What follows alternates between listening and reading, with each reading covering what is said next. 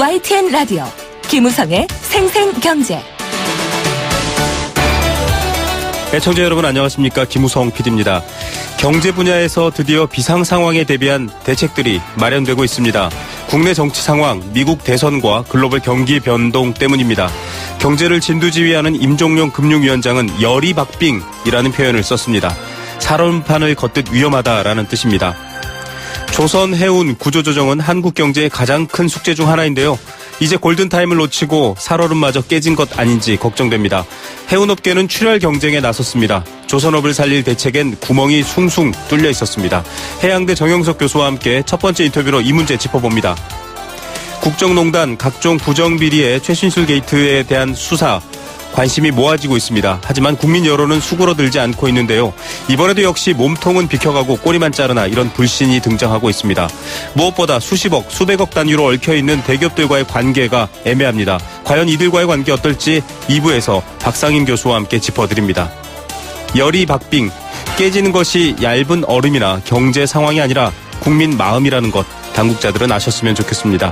2016년 11월 7일 월요일 김우성의 생생경제 지금 시작합니다.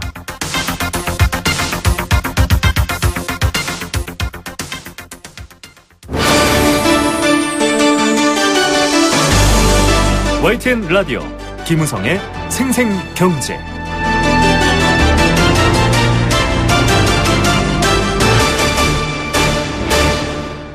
네, 첫 번째 생생 인터뷰입니다.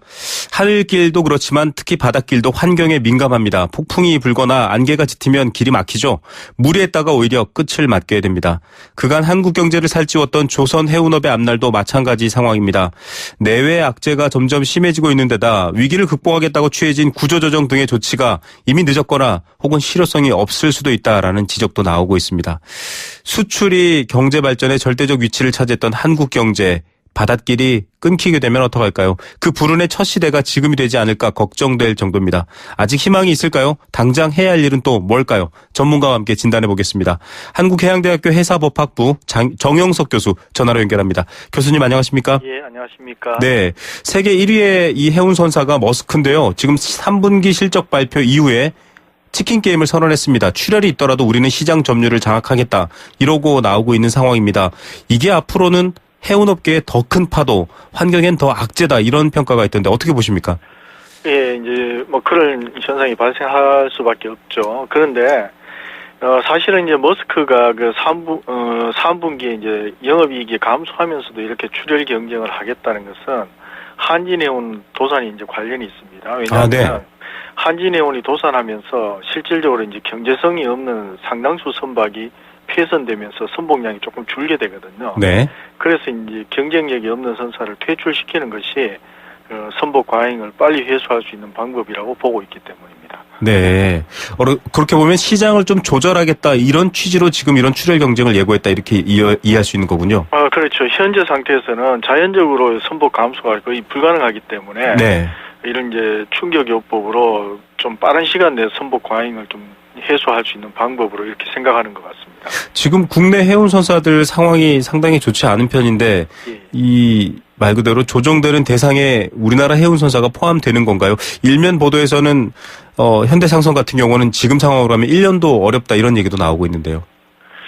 지금 대부분 선사들이 이제 그런 입장인데요.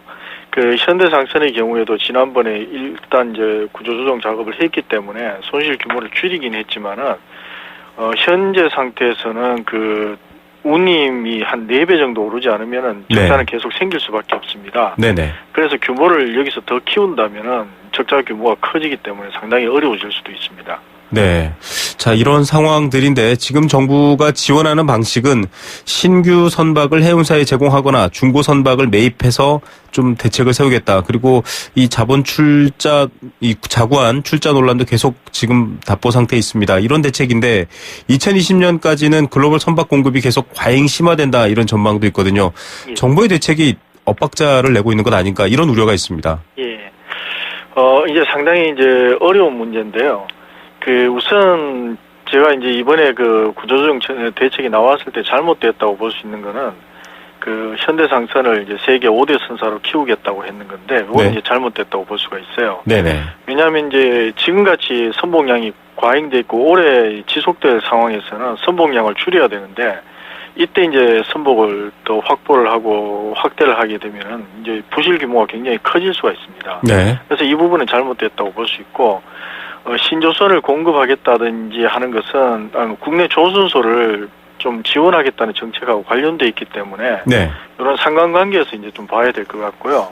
그다음 중고선 매입 문제도 현재 운영 중인 이제 국적선사가 지금 유동성이 좋지 않기 때문에 이것을 이제 그 국영기업에서 사들여 가지고 싼 값에 재용선하는 방식으로 유동성을 간접적으로 지원하는 방법입니다. 네네. 그래서 이게 이제 직접적으로 뭐 잘못됐다 이렇게 보기는 어려운데 어쨌든 이제 그 현재 전체적으로는 해운 불황이나 조선 불황이 상당히 장기화되기 때문에 여기에 맞게 체격을 좀 줄여나가는 그런 방법을 좀 취해야 될 것 같습니다. 예, 여러 가지 조선업과 또 연결되어 있는 부분은 있지만 현재 전체의 흐름 혹은 뭐 위험 요소를 봤을 때는 조금 그 방향에 부합되는가라는 의구심이 있습니다.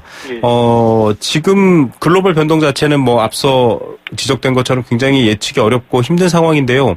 예. 지금 이런 상황으로 가면 2018년에 이 해운 업계의 어떤 불황이 좀 극복된다라는 걸 전제로 짠 지금의 구조조정 자체가 예. 무의미해진 것 아니냐, 뭐 이런 말이 정부에서도 나오고 있거든요. 어떻게 예. 보십니까?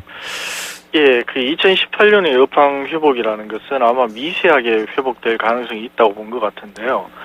이제 큰 틀로 봤을 때는 이제 이러한 정책은 조금 기본적으로 진단이 잘못됐다고 볼 수 있습니다. 네네. 왜냐하면은 이제 그동안 선박이 대형화되고 하면서 보통 이제 조선업계는 이제 그 메이저 선박 회사가 한 10년 정도 신조선을 사용하다가 또 중고 시장으로 밀어내고 또 새로 이제 신조를 하는 형태였는데 네. 지금 선박이 대형화되면서 밀어낼 수 있는 중고선 시장이 없어졌어요. 네. 그래서 이제 현재 선박이 한 30년 이상 이제 사용돼야 되기 때문에 선박 과잉이 이제 단기에 해소되거나 신조 시장이 활성화될 가능성도 없고 또 해운 시장도 단기간에 회복하기는 굉장히 어렵다고 볼 수 있죠. 그래서 이제 현재 같은 구조조정 정책으로는 성공하기가 상당히 어렵지 않나 보고 있습니다. 예. 좀 단기적인 회생에 치우친 것 아니냐, 이런 비판도 있는데요. 이게 지금 사실은 전체적인 상황과 맞물려 있지 않습니까? 한진해운도 지금 주요 뉴스에 등장하고 있는 이유도 그렇긴 한데, 좀 폭탄 돌리기처럼 단기 체계에 접해 있어서 자꾸 이런 상황이 생긴다라는 비판을 어떻게 보십니까? 그렇죠. 일단 제가 볼 때는 여론을 너무 이제 의식하는 것 같아요. 네. 여론상으로는 이제 우리 메이저 선사들이 이제 도태되면서 우리 해운 경쟁력이 떨어진다는 얘기를 하고 있지만은 실제로는 우리나라의 경우에는 이제 자체 수출입 물동량이 한 1,000만 TU 이상 확보되어 있는 세계적인 물류 시장이기 때문에 네.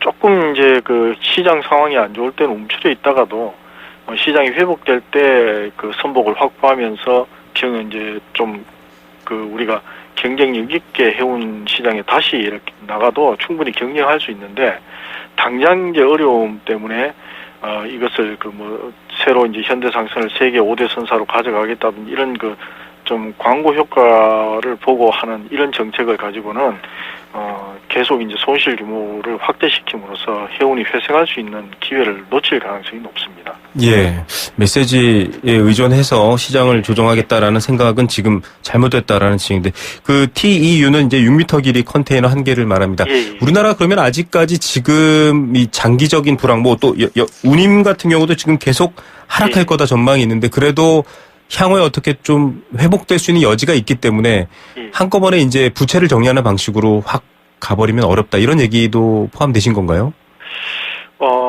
그렇지는 않고요.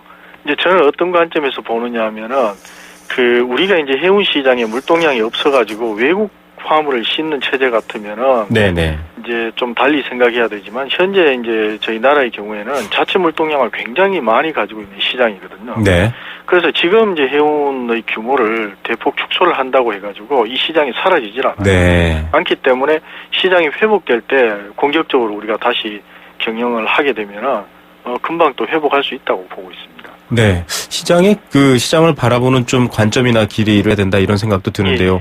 자, 이제 조선업 문제도 좀 연계해서 안 볼 수가 없습니다. 앞서 말씀하신 부분에도 있는데 지금 아침에 나온 뉴스가요. 이 3조 원대의 군 특수 선박 발주가 이 지금 공공 선박 발주로 조선업계 좀 숨통 트이겠다라는 정부 대책이 얼마 전에 나왔었는데 예. 그 대책 이전에 이미 이건 정해진 물량이었다. 좀 대책안 발표를 위한 끼워 맞추기였다. 지금 이런 비판이 일고 있거든요. 어떻게 보십니까?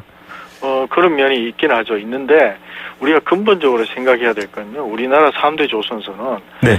그 만 TU 이상의 그 대형 선박이라든지 LNG선을 이제 건조할 수 있는 아주 대규모 조선소들입니다. 네. 그렇기 때문에 이제 공공 발주를 예를 들어서 11조를 다 한다고 해도 조선소가 과거와 같이 이제 활성화된다든지 이런 규모는 아니고 이제 그 간신히 그 숨을 돌릴 수 있는 정도의 물량을 주는 거기 때문에 이 3조 원 정도가 이제 그렇게 큰 물량이라고 볼 수는 없어요. 네. 그래서 뭐 크게 영향이 있는 건 아니라고 봅니다. 예. 이 전체 11조 정도 규모에서 이 3조가 빠져 있는 상황에서 일단은 예. 업계나 좀 분석하시는 분들도 굉장히 어려워하고 있는데 구조조정 얘기에 대한 비판 뭐 계속 같은 말이 이어지는 것 같지만 일단 조선업도 얼마 전에 발표가 됐지 않습니까? 예. 빅2가 아니라 빅3 유지, 다시 말해서 회생에 포커스를 뒀다라는 건데 앞서 해운업 대책 때도 그렇고 좀 신뢰가 많이 생기지 않는 여론이 있습니다. 이게 회생 가능한가라고 의구심을 갖고 있는 학자들도 꽤 있더라고요. 예. 이러다가 정말 말씀하셨던 것처럼 미래에 다시 회복할 수 있는 힘마저도 잃게 되는 건 아닌가 우려가 있던데 어떻게 보십니까? 예. 우선 이제 문제가 가장 불거진 그 점이 이제 대우조선인데요. 네. 대우조선은 그 가장 크게 이제 문제가 부각됐던 금년 상반기 기준으로 봤을 때 부채 비율이 7,300%가 넘어가고 있어요. 네. 여기에서 이제 그 보는 관점 차이인데 우리 기재부는 이제 조선 전체 조선 해운 구조조정 자금을 한 5조에서 10조로 보고 있고 미국의 신용평가기관 피치에서는 88조 원 정도로 추정하고 있거든요. 네, 이런 차이가 생기는 것은 결국 이제 우리 기재부에서 보는 거는 현재 상황을 그대로 이제 조금 이렇게 넘기는 데만 초점을 두고 있는 것 같습니다. 네네. 근데 이런 방식으로는 이제 회복하기가 어렵고요. 이제 부실한 그 조선소에 계속 이제 자금 지원이 되다 보면은 결국은 이제 출혈 경쟁을 통해 가지고 버틸 수 있는 조선소도 계속 이제 상당히 어려운 상황에서 경영을 해야 되기 때문에 이 부분은 이제 좀 정리가 될 부분은 확실히 정리를 해야 되고요. 그 다음에 이제 산업이란 게 항상 이게 주기를 타고 또 그 후진국에서 선진국으로 넘어가면서 산업 구조가 변하기 때문에 네. 조선업이 우리의 이제 주력 산업으로 계속 가기는 어렵지 않나 봐요. 네. 그렇다면은 이제 조선 중에서 우리가 경쟁력을 갖추고 있는 것을 중심으로 재편을 하고 규모를 좀 축소하고 이제 새로운 성장 동력을 찾아가는데 국가 정책의 포커스가 맞춰져야 될 것으로 보고 있습니다. 예, 여러 번 강조되고 있는 얘기인데 이런 대책보다는 앞서 지적하셨던 것처럼 정말 살아만 있는 수준의 대책이 자꾸 현상을 또 왜곡하는 게 아닌가 이런 생각도 듭니다. 좀 강력한 원칙 같은 것들 국민들께서 이해하기 쉬운 그런 원칙 같은 것들을 좀 말씀해 주시면 앞으로 좀 이런 뉴스가 계속 등장할 때 이해하기 좋을 것 같습니다. 좀 꼭 지금 정부가 구조조정이나 이 산업 재편 관련해서 지켜야 할 원칙 어떤 걸까요? 예, 우선은 이제 그 향후 우리가 이제 경제를 꾸려가는 데 필요한 신성장 동력을 지금 확보하는 데 경제 초점이 맞춰져야 될 것이고요. 네. 그다음에 이제 해운이나 조선 구조조정과 관련해서는 정부와 정치권이 개입을 좀 최소화하고 네. 시장에서의 경제 원리에 따라서 자연스럽게 평가가 이루어지고 산업 재편이 이루어져야 할 것으로 봅니다. 네. 왜냐하면 이제 금융 지원이라든지 그 인위적으로 또는 정책적으로 자꾸 이런 것을 하면서 시장이 왜곡되기 때문에 이제 개혁이 굉장히 늦어지고 그다음 산업 재편 같은 것이 정상적으로 이루어지지 못하기 때문에 손실 규모가 이제 예를 들어서 10년 전에 이런 것을 좀 정리했다면은 뭐 수천억에서 해결할 수 있는 것이 지금은 이제 수조, 수십조가 이제 소요된다면 이 구조를 계속 가져가게 되면은 이게 눈덩이 같이 커지기 때문에 네. 수백조로도 해결 못할 수도 있습니다. 네. 이 말씀하셨던 얘기들 계속 처음부터 지적했던 얘기인데요. 이 투명성을 가지고 좀 신뢰할 수 있는 국민들이 신뢰할 수 있는 그런 정책들로 산업 구조를 재편하는 게 필요한 일인 것 같습니다. 오늘 말씀 감사드립니다. 예, 감사합니다. 네, 한국해양대 해사법학부 정영석 교수였습니다. YTN 라디오 김우성의 생생경제. 네, 여러분과 함께 경제에 등장하는 다양한 말들을 새롭게 이해하고 공감해보는 경제 공감사전입니다. 의견 보내주시면 알칼리 생수 A수 한 박스 보내드리고요. 여행 스케치에 나무야 공연 티켓 드리고 있습니다. 일산 원마운트 워터파크 이용권, 도심 속 꿈의 놀이터 드리고 있고요. 선정릉을 품은 도심 속 특급 호텔 라마다 서울 숙박권도 드리고 있습니다. 단문 50원, 장문 100원의 정보 이용료 부과되는 샵 0945번 문자로 참여하실 수 있고요. 스마트폰 애플리케이션 예스로도 참여하실 수 있습니다. 오늘의 경제 공감사전, 요즘 가장 많이 등장하는 뉴스죠. 바로 정경유착입니다. 굉장히 어려운 사자성어 같지만 사실 들여다보면 정치와 경제가 서로 따로 있지 않다라는 걸 알 수 있는 내용이죠. 대기업은 정부가 추진하는 사업들의 거액의 기금을 출연하고 정부는 이들 기업들이 원하는 특혜를 주는 것, 바로 이게 정경유착의 가장 큰 문제점 중에 하나입니다. 원래는 정치와 경제가 긴밀한 연관 관계를 맺고 있다라는 의미를 갖고 있지만 대개 우리 사회에서는 좀 부정적 의미를 더 크게 갖고 있습니다. 예를 들면 정부의 규제로 기업이 자신의 목적을 달성할 수 없을 때 규제에서 벗어나기 위해서 정치인 혹은 정부 관계자들에게 부적절한 관계를 만들어서 여러 가지 원하는 바를 이루는 바도 있었고요. 또 기업에 대해서 정부 역시 마찬가지의 방식을 취하게 됐죠. 때문에 건전하게 경쟁하는 기업들, 건전하게 경쟁하는 어떤 정치체제가 성장할 수 없다라는 그런 안 좋은 점을 갖고 있습니다. 여러분은 정경유착에 대해서 어떻게 생각하십니까? 여러분 의견도 좋고요. 여러분들이 늘 잘 보내주시는 사행시 보내주셔도 좋습니다. 저는 정경유착 이렇게 생각합니다. 정경유착, 국민과 분리되는 지름길. 여러분 생각도 기다리겠습니다. 안내 말씀 하나 드리겠습니다. 무릎 아프신 분들께 유용한 소식 한 가지인데요. 무릎 관절염 때문에 아파서 수술 어렵고 외출도 힘들고 비싼 수술비 감당 안 되셨던 어르신들 많죠. 대한노인회 노인의료나눔재단이 보건복지부와 함께 오는 12월까지 2,600명의 어르신께 무릎 관절염 수술 받으실 수 있도록 수술비 지원해드린다고 합니다. 경제적으로 어려운 만 65세 이상의 퇴행성 무릎 관절염 어르신이라면 누구나 신청 가능하고요. 부담 많이 되는 간병비까지도 무료로 지원된다고 하니까 연락하셔서 혜택 보시면 좋을 것 같습니다. 본인 아니더라도 가족이나 이웃 등의 대리 신청도 가능하다고 합니다.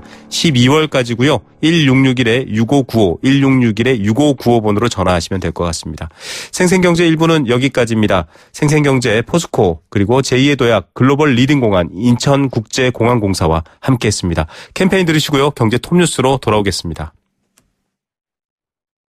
YTN 라디오 캠페인. 물 없는 한라산, 물 없는 제주 바다를 상상할 수 있나요?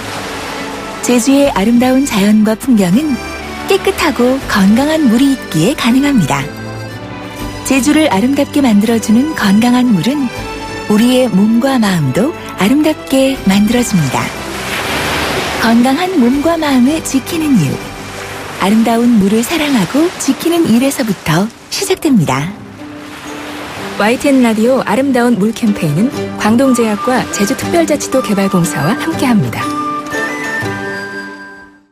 김윤아 씨, 한 해 전기 사고가 얼마나 일어나는 줄 아세요? 네, 전기화재는 1년에 약 8,000건, 감전사고도 500여 건이나 일어난대요. 맞습니다. 그래서 생활 속에서 전기 안전을 실천하는 노력이 중요한 거죠. 콘센트에 꽂는 플러그는 최소한으로 줄이고 빈 곳은 안전막이로 덮어두고 외출할 때는 플러그를 빼두고 한 달에 한 번 누전 차단기 확인도 잊어서는 안 되겠죠. 그뿐인가요? 냉난방기기는 너무 오래 켜두지 말고 가끔은 뒤에 쌓인 먼지도 깨끗이 닦아주어야죠. 안전은 아는 것보다 지키는 것이 중요합니다. 올바른 전기 사용 습관, 지키는 만큼 안전해집니다. 이 캠페인은 산업통상자원부와 한국전기안전공사가 함께합니다.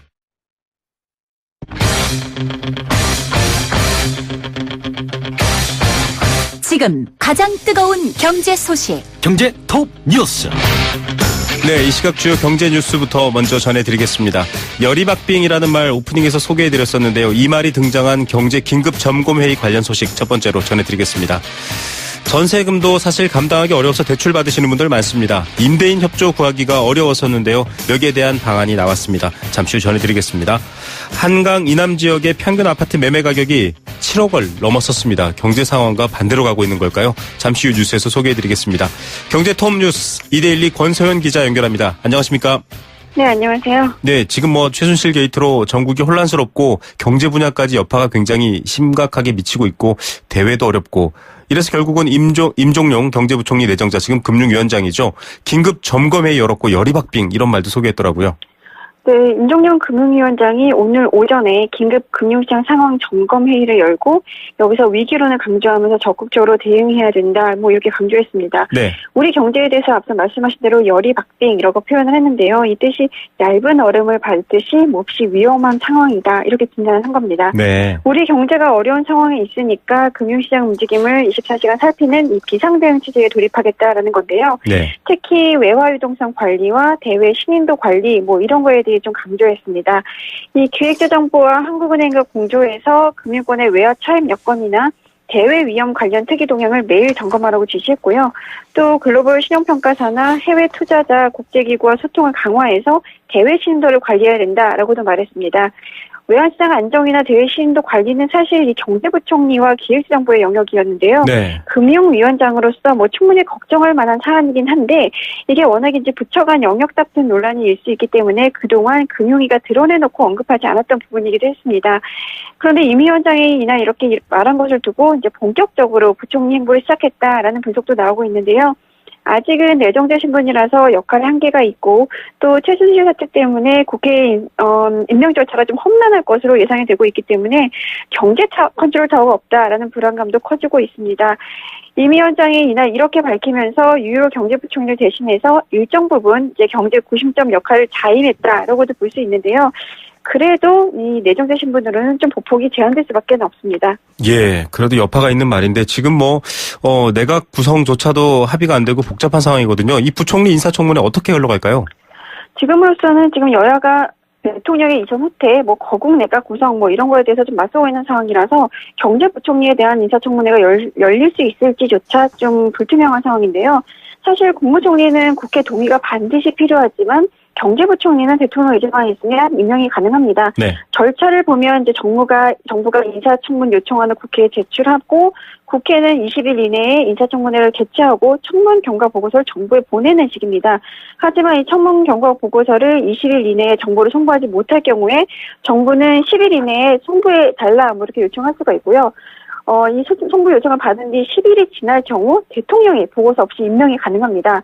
하지만 지금 이제 대통령과 정치권이 책임 총리를 도입에 합의할 경우에 신입 국무총리의 제청을 받아서 국무위원을 임명하는 절차를 새로 거쳐야 하는데요. 네. 대통령이 신임 국무총리로 발표한 지금 김병준 지명자의 국회 동의 여부가 굉장히 불투명한 상황이거든요.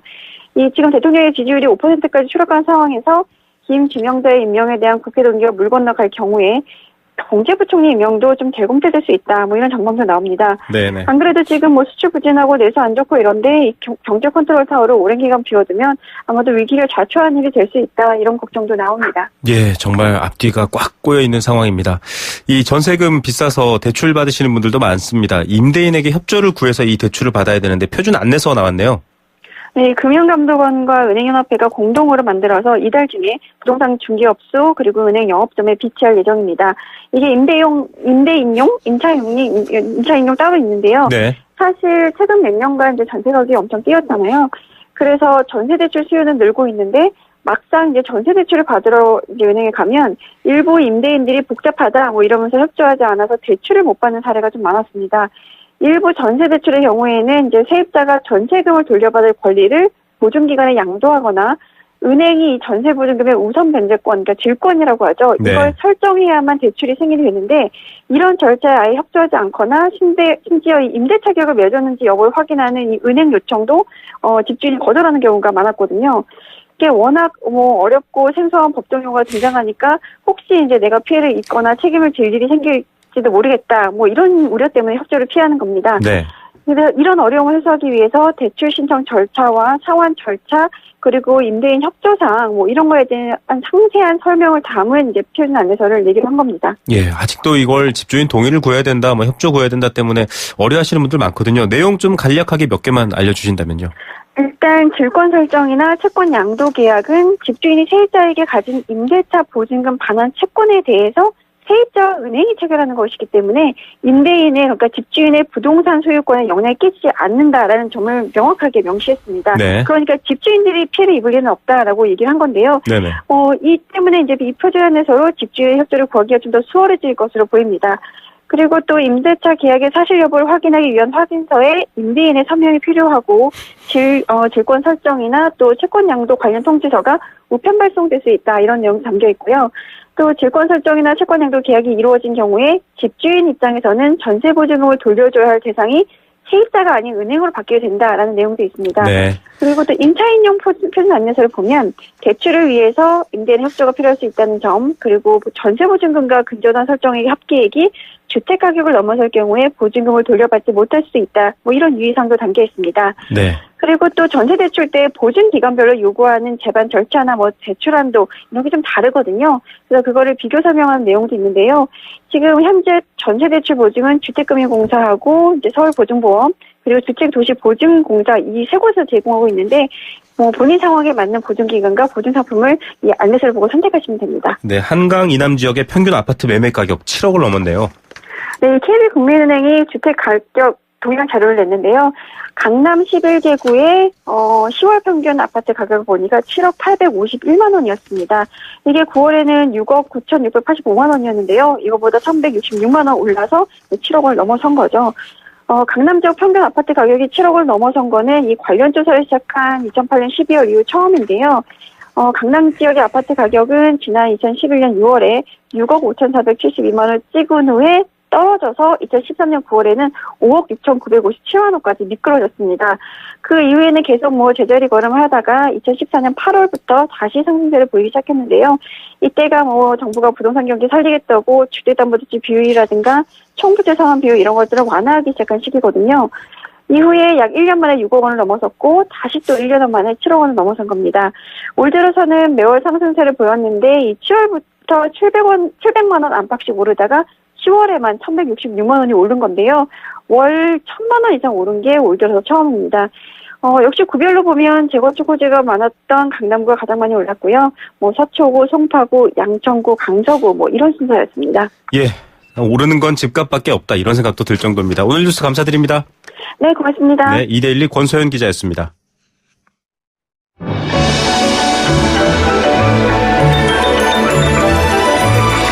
오늘의 경제를 들여다보는 시원한 창.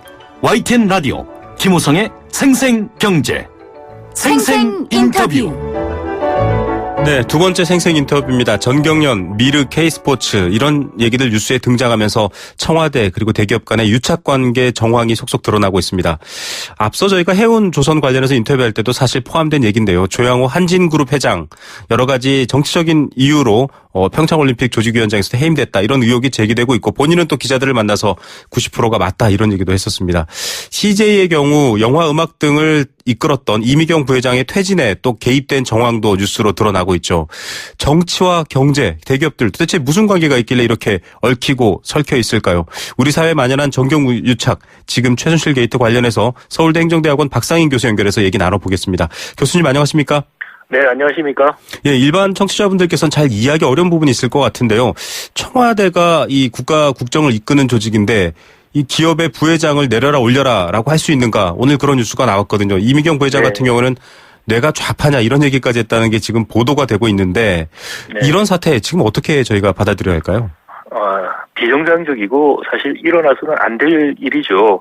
그런데 이런 일들이 일어난다는 것은 사실 그 권위주의 정부 시대부터 있었던 정부가 재벌 대기업에게 특혜를 주고 또 재벌 대기업들은 특히 총수일가들이 비리가 상당히 있고 그런 약점이 잡혀 있는 그런 구조적인 사실 문제점이 있기 때문에 지속적으로 이런 정경유착의 문제가 발생하고 있다고 생각이 됩니다. 예, 지금 뭐 앞서 언급된 두 경제인뿐만 아니라 뭐 여러 출연이 돈을 냈던 기업들의 얘기도 나오고 있는데 이 정부의 입맛에 맞추지 않으면 좀 불이익을 당할 수도 있다. 우리도 피해자다. 이게 지금까지의 이 기업들의 입장이었거든요. 근데 말씀하신 내용을 보면 이게 그런 관계가 아니라 공생관계 아니냐 이런 의구심도 있고요. 어떻게 봐야 할까요?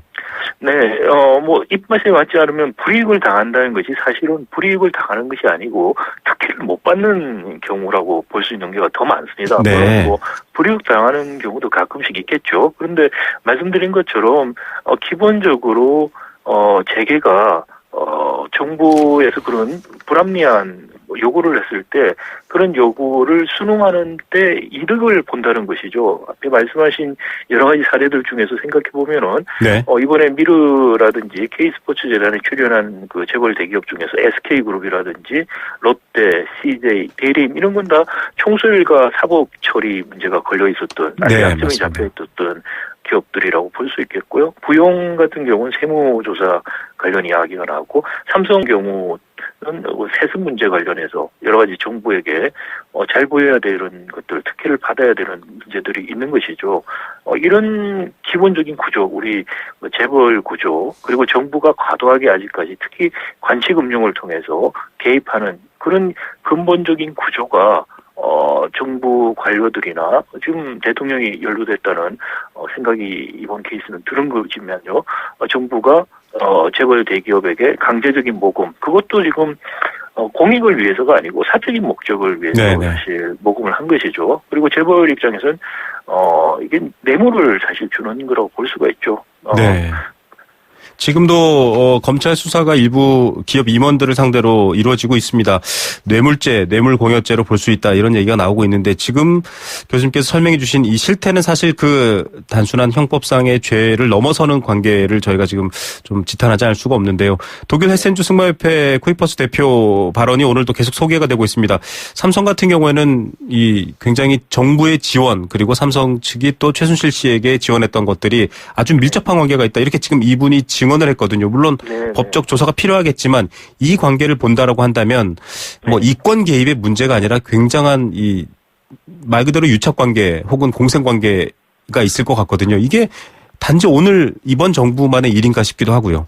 네, 이번 정부만 있고 일은 아니라고 생각이 되고요. 우리가 경제 발전 자체가 정부 주도 재벌 중심으로 발전을 했고 그 과정에서 정경 유착이 오랫동안 지속적으로 돼 있었습니다. 네. 경제 발전 초기에는 그 정부 주도 재벌 중심 발전 전략에 긍정적인 부분도 사실 있었습니다만은 지금은 이제 그런 긍정적인 부분은 거의 없어지고 정경 유착으로 인한 이 부패의 심각한 문제점들이 드러나고 있는 것이죠. 네. 삼성 같은 경우 사실 어떤 생각이 드냐면은요. 우리 일반 국민들은 저를 포함해서 미르 K스포츠재단 문제가 터지고 최순실 씨가 실세다, 국정 개입을 했다 이런 것들이 이제 알려졌습니다만은 미르 K스포츠재단 출연 이전에 삼성은 35억 정도 코레 스포츠를 통해서 정유라 양한테 지원을 했다라든지 네. 어떻게 보면 이미 비선 실세로서의 최순실 씨를 알고 있었다는 생각까지 들어요. 네. 그것을 적극적으로 활용해서 자기들의 그 세습이라든지 사업상의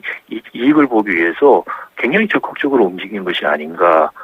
그 단지 미르 K스포츠가 대기업들, 재벌 대기업이 말하는 것처럼 자기들이 피해자가 아니라는 것이 삼성의 경우를 보면 더 적극적인 증거가 되지 않느냐라는 생각이 듭니다. 예, 피해자냐, 방조자냐, 혹은 공범이냐 정말 많은 얘기들이 오고 가고 있지만 앞으로 또 수사 관계로 본다면 어쨌든 지금 임원급 정도를 소환해서 관계 여부를 확인하는 네. 단계라면 뭐 뇌물 공여 혐의도 사실은 불투명하다 이런 얘기도 나오고 있고요.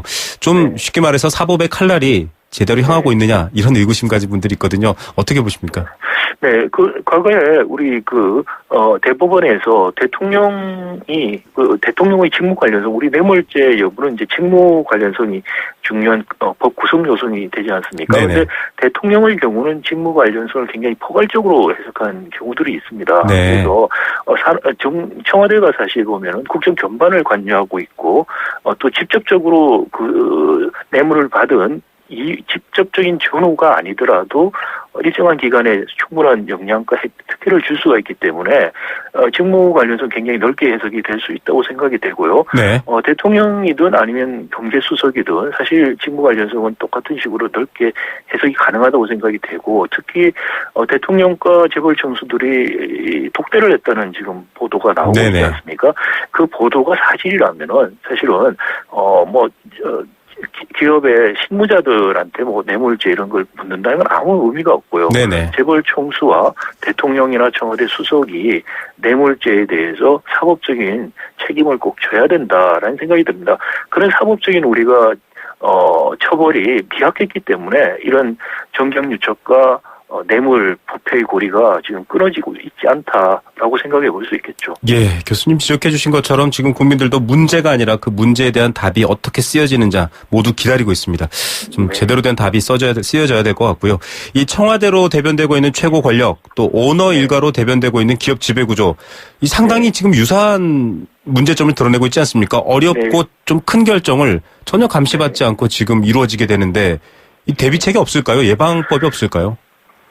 기본적으로 우리가 박정희 대통령 시절부터 내려온 정부주도 재벌 중심의 발전 레짐이 아직도 이어지고 있고, 그게 지금 더 부정적인 정경유착과 음성적인 부패로 남아있는데, 근본적인 구조적인 문제를 개혁하지 않고서는 사실 어렵다라는 생각이 듭니다. 우리가 재벌 개혁이 필요한 이유로 제가 여러 차례 말씀드렸습니다만, 이런 면에서도 역시 근본적인 재벌 개혁이라는 것이 꼭 필요하다. 그 재벌 개혁이 결국 정치 개혁의 토대가 될 수 있다라는 생각이 들고요. 그렇지 않고서는 사실 정경유착의 문제, 이 부정과 부패의 문제들 고리가 끊어지기 어려울 것이라는 생각이 들고요. 마찬가지로 이 검찰의 정치적 독립성, 자본으로부터의 독립성이 보장될 수 있는 그런 제도적인 장치들이 이번 기회에 꼭 마련돼야 되겠다는 생각이 듭니다. 예, 제대로 된 사회이사를 포함해서 늘 지적해 주신 바가 있는데요. 국민들도 관련 뉴스 보시면서 그 부분이 완성되는지 지켜보면서 뉴스 보고 또 마음을 다스리셔야 할 것 같습니다. 자, 오늘 말씀 여기까지 듣겠습니다. 교수님 감사합니다. 네, 감사합니다. 네, 서울대학교 행정대학원 박상인 교수였습니다.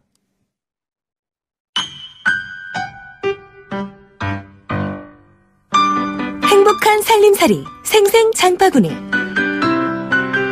네, 뉴스 보시면서 또 화도 내고 여러 가지 또 머리도 쓰시다 보면 추출하실 텐데요.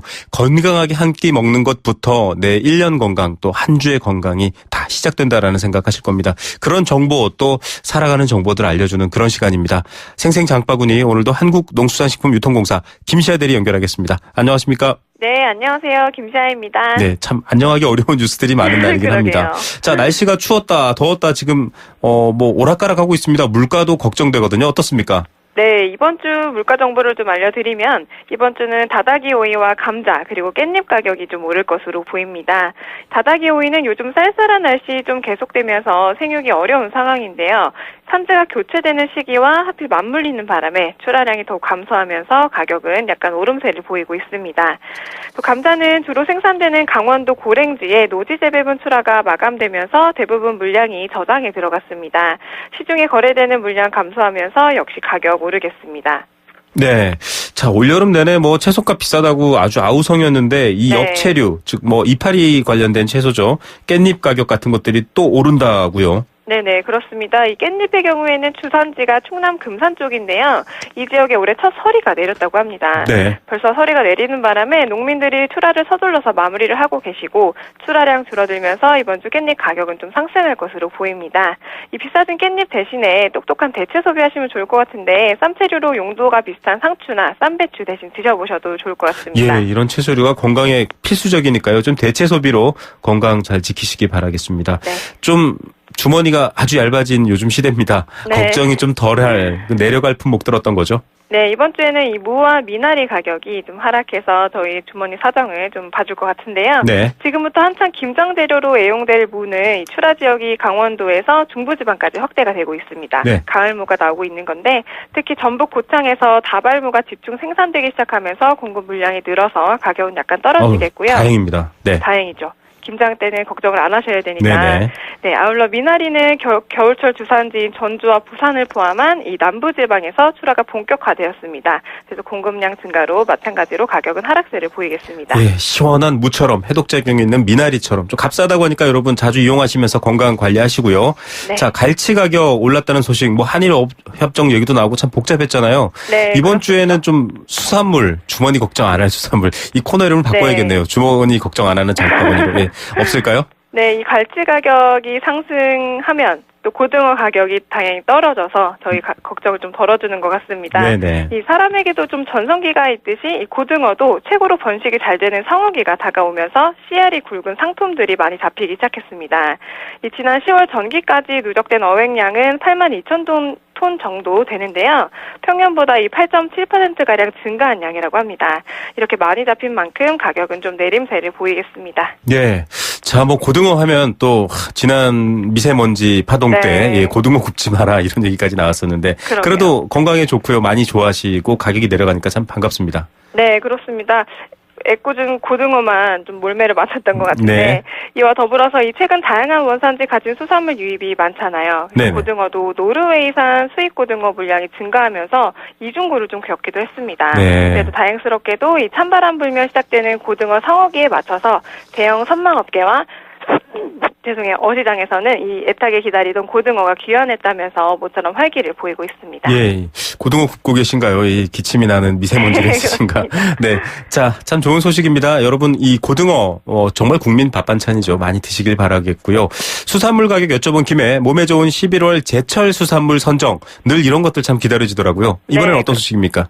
네, 지난 10월에는 이 갈치와 낙지 소개해드렸었죠. 네. 이번 달에도 11월 어식 백세 수산물이 선정이 되었는데요. 바로 홍합과 삼치입니다. 아, 홍합, 네. 네, 홍합탕 좋아하시나요? 아, 시원하죠, 네.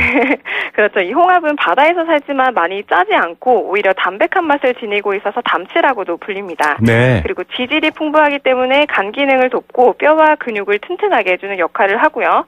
구입하실 때는 살이 흰 수컷보다는 암컷이 살이 붉습니다. 이 살이 네네. 붉은 암컷으로 사는 게 맛이 더 좋다고 아, 합니다. 홍합에 또 다양한 효능이 있었네요. 날씨가 추워서 그런지 정말 홍합탕 생각이 간절한데 삼치도 참 맛있잖아요. 흰살도 맛있고요. 예, 그렇죠. 이 삼치도 많은 분들에게 등푸른 생선의 대표 주자로 잘 알려져 있는데 이 삼치는 불포화 지방산을 충분하게 함유를 하고 있어서 성인병 예방에 탁월한 효과가 있습니다. 그리고 이 고등어과 어류 가운데서도 비린내가 거의 나지 않기 때문에 요리하기 수월한 편에 삼치가 속합니다. 예, 점점 배가 고파집니다. 자, 제철 수산물 어디서 구입하는 게 좋을까요? 네, 마침 어제부터 이 싱싱코리아 싱싱수산물 대축제 행사가 3일이네요. 지난주 목요일부터 9일까지 진행이 되고 있는데요. 요즘 부정청탁 금지법도 시행이 되고 또 콜레라 발생까지 겹치는 바람에 상대적으로 수산물 소비 심리가 많이 위축이 되어 있는 것 같습니다. 네. 이 분위기 회복을 위해서 해양수산부에서 준비한 이번 행사인데요.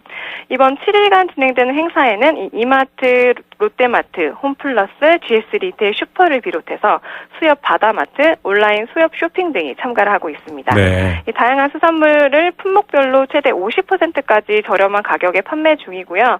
청취자 여러분들께서도 제철 맞은 우리 수산물 구매하시고 마음껏 즐기시면 좋겠습니다. 예, 부정청탁을 없애자는 취지 훌륭하고요. 대신 또 맛있는 걸 즐겁게 나눠 먹는 건 또 잘 하셔야 될 것 같고 두 가지 다 해야 될 것 같습니다. 네. 자, 경기 부양을 위한 다양한 노력 잘 들었고요. 이번 주 금요일이 11월 11일입니다. 네, 그렇습니다. 보통은 이 쪼꼬 과자 먹는 날로 알려져 있는데 네. 원래 농업인의 날이죠.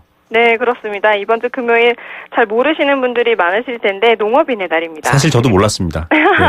농업인의 날이다. 이 빼빼로 못지않게 한국형 그 가래떡데이라고도 하는데요. 네. 가래떡데이가 올해로 제 11회를 맞이했다고 합니다. 11월 11일인데 11회네요. 네. 네, 의미 있죠. 네. 그렇기 때문에인지도 모르겠지만 이 행사가 진행이 됩니다. 아, 네. 코엑스 전시관 1층 로비에서 가래떡 데이 맞이 행사가 오는 10일 목요일에 진행이 되고요. 이 행사에서는 이제 얼마 남지 않은 수능 준비하는 우리 수험생들과 팍팍한 현실에 고군분투하는 취업 준비생들에게 이 합격을 기원하는 가래떡 꽃다발 전달 이벤트도 진행이 된다고 합니다. 또 입시와 취업에 지친 청년들에게 이 따뜻한 격려 보낼 수 있는 좋은 기회인 것 같습니다. 네, 정말 찰떡같이 원하는 대학에 붙었으면 좋겠다라는 마음 이 행사에서도 많이 이루어질 것 같고요. 또 네. 여러 가지 오르는 가격 내린 앞서 말씀드린 것처럼 정말 코너 이름을 바꿔야 될 것 같습니다. 주머니 걱정 안 하는 장바구니 경제. 그러게요. 예, 이름이 좀 긴데요. 경제적이면서 또 건강에 도움되는 음식들 또 농수 산물들 여러분들 많이 이용해 주시면 좋을 것 같습니다. 알찬 소식 감사드립니다. 네, 감사합니다. 네, 한국농수산식품유통공사 김시아 대리였습니다.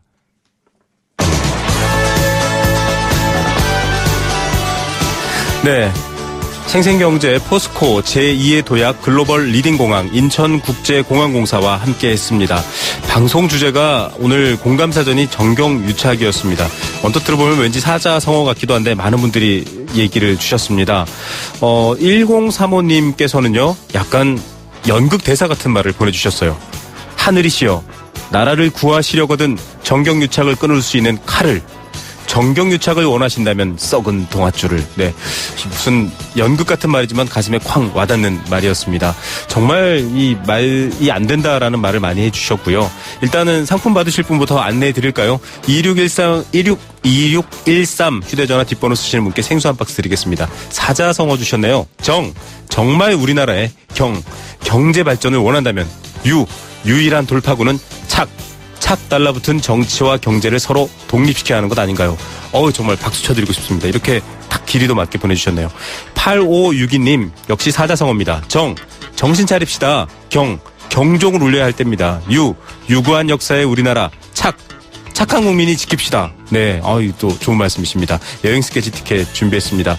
그 외에도 참 많은 얘기를 드렸는데요. 정경유착의 고리가 끊어져야 정부의 문제점처럼 어마무시한 말도 안 되는 일이 일어나지 않을 것 같습니다.